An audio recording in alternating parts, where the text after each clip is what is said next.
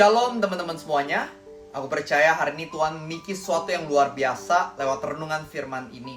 Maka itu yuk kita dengerin sampai habis. Aku percaya akan sangat berkatimu. Izinin aku untuk memulai dan doa yuk sebelum kita bahas firman kita hari ini. Tuhan Yesus, kami bersyukur banget Tuhan karena kasih-Mu, karena pengorbanan-Mu di atas kayu salib, dan untuk masa depan yang Kau sediakan bagi kami. Dan kami pengen ikutin arahan-Mu dengan lebih baik lagi. Maka itu ajar kami lewat firman-Mu, bantu kami untuk ngerti, untuk paham, dan nantinya mampu untuk melakukannya. Biar Engkau yang ambil alih sama 10 menit ke depan ini, biar Engkau sungguh beracara. Di dalam nama Tuhan Yesus kami berdoa dan kami percaya. Amin. Nah teman-teman, hari ini aku pengen membahas sedikit soal yang namanya berhenti membanding-bandingkan.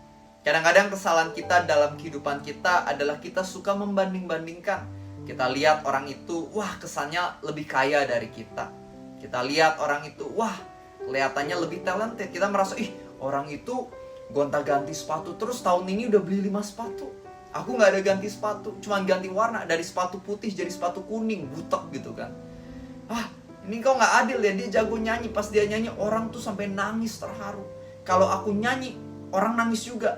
Tapi gara-gara telinganya berdarah misalnya. Kita mulai membandingkan. Tapi kalau kita membandingkan terus, sampai kapanpun kita akan insecure.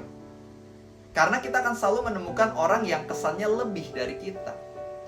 Karena kesalahan kita suka membandingkan highlight reels orang lain dengan behind the stage-nya kita.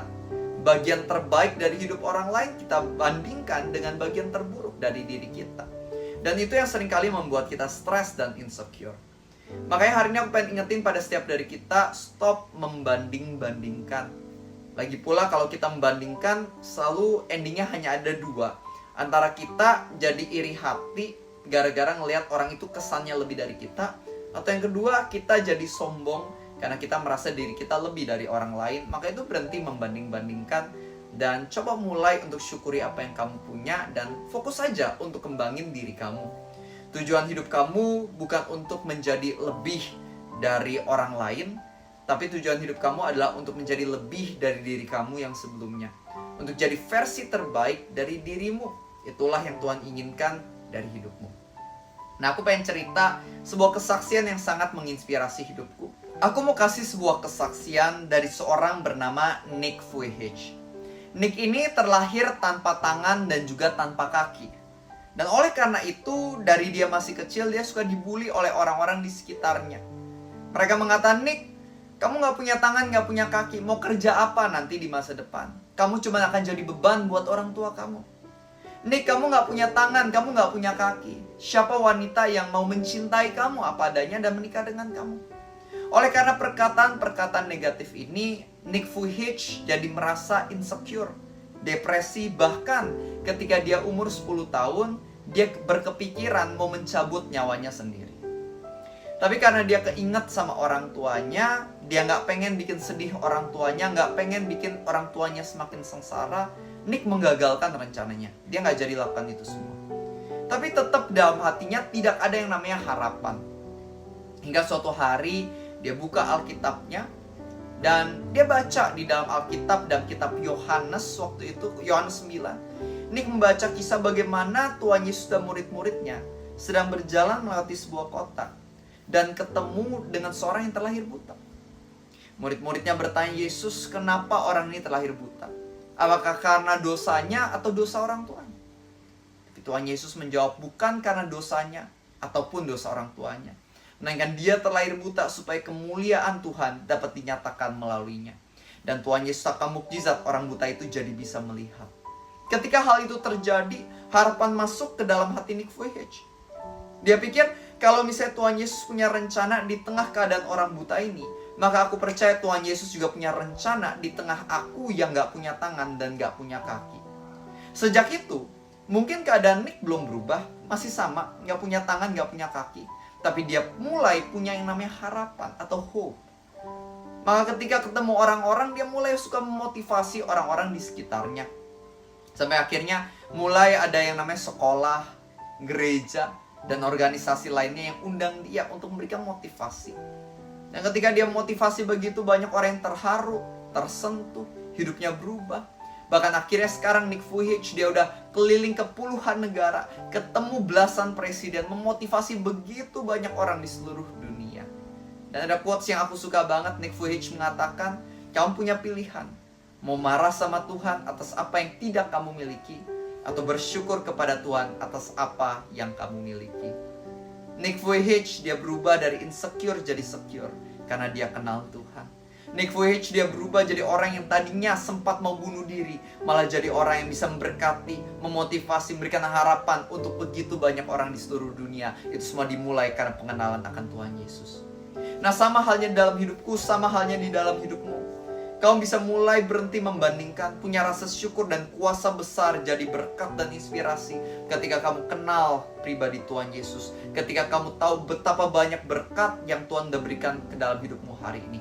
Count your blessings one by one. Dan kamu akan sangat kaget dan terkejut. Ternyata begitu banyak berkat yang bisa kamu syukuri hari ini. Kamu masih bisa nafas. Kalau kamu nonton video ini berarti kamu punya kuota internet dan minimal handphone. Kamu mungkin punya teman-teman yang sayang sama kamu.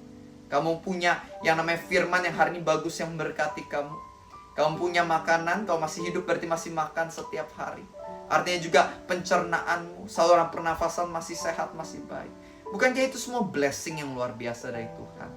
Dan bukan cuma itu, aku pengen ingetin kamu berkat paling tinggi yang Tuhan Yesus sudah berikan dalam hidupmu, yaitu ketika dia mati di atas kayu salib untuk menebus dosa-dosamu. Itu adalah berkat tertinggi, berkat keselamatan. Kamu yang harusnya masuk neraka bisa punya akses masuk kerajaan surga. Bukankah itu semua patut untuk disyukuri? Mulai hari ini, berhentilah membanding-bandingkan dan mulai syukuri hidupmu.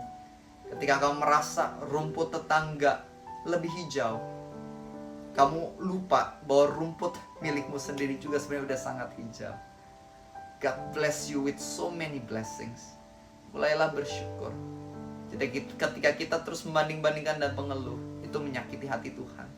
Karena artinya kita nggak menghargai semua pemberiannya. Mulai hari ini hargailah pemberian Tuhan di hidupmu. Itulah kunci kamu bisa memiliki hidup yang bahagia. Kunci kamu bisa maksimal di dalam hidup. Dan kunci kamu bisa menjadi inspirasi bagi sesama dan juga menyenangkan hati Tuhan. God bless you. Aku mau tutup di dalam doa. Mari kita doa sama-sama. Tuhan Yesus, kami bersyukur banget untuk firman hari ini. Kami percaya tentunya firman ini gak kebetulan lewat. Seperti biasa, kami percaya firman ini pasti adalah tuntunan Roh Kudus bagi pribadi lepas pribadi yang mendengarnya. Aku berdoa agar setiap dari kami Tuhan yang mampukan untuk berhenti membandingkan, berhenti mengeluh dan mulai bersyukur. Roh Kudus ajar kami, buka mata dan hati kami lebih lagi, supaya kami bisa menyadari betapa banyaknya kebaikan Tuhan dalam hidup kami. Bahkan detail-detail kecil Kau yang perhatikan dan Kau yang beracara. Kami percaya penyertaan-Mu gak cuma untuk hari ini, tapi untuk hari esok bahkan sampai ke masa depan. Kau yang terus berjalan bersama kami. Terima kasih ya Tuhan. Kami gak layak terima apa-apa. Kami hanya layak terima amarah dan murka dari-Mu. Tapi di tengah dosa kami yang banyak itu, Kau memberikan keputusan, yaitu Engkau mau memberikan kasih karunia. Your grace for us. And your grace is sufficient. Kasih karunia-Mu sangat luar biasa. Kami bersyukur. Terima kasih udah mau memberkati dan mengasihi orang-orang berdosa seperti kami. Dan mampukan kami untuk berubah jadi pribadi yang berkarakter lebih baik. Secure di dalam Tuhan. Dan siap untuk menjadi berkat bagi orang-orang sekitar. Terima kasih Tuhan. Di dalam nama Tuhan Yesus, semua yang percaya, kita sama-sama katakan, Amin. Thank you so much teman-teman. Dan jangan lupa untuk klik tombol subscribe, nyalakan tombol lonceng, karena aku akan share renungan firman Tuhan setiap hari jam 6 pagi. Kalian bisa ikuti, dan aku percaya it will bless and inspire your life. Dan juga buat teman-teman, jangan lupa kalau yang belum pernah baca buku aku, atau pengen dapetin buku terbaru aku bersama Tuhan dalam Badai, lihat aja di kolom komentar bawah ini. Kamu bisa ke Shopee-nya. Aku percaya buku itu bisa memberkatimu. That is my newest book. Cocok bagi kita yang lagi punya ketakutan karena banyak masalah. Buku itu banyak kesaksian, pembahasan firman yang bisa bangkitkan iman kita untuk menang atas kekhawatiran dalam hidup. Cek aja di Shopee-nya, ada link di bawah ini. Kamu bisa dapatkan di situ. God bless you and see you di dalam video renungan yang selanjutnya.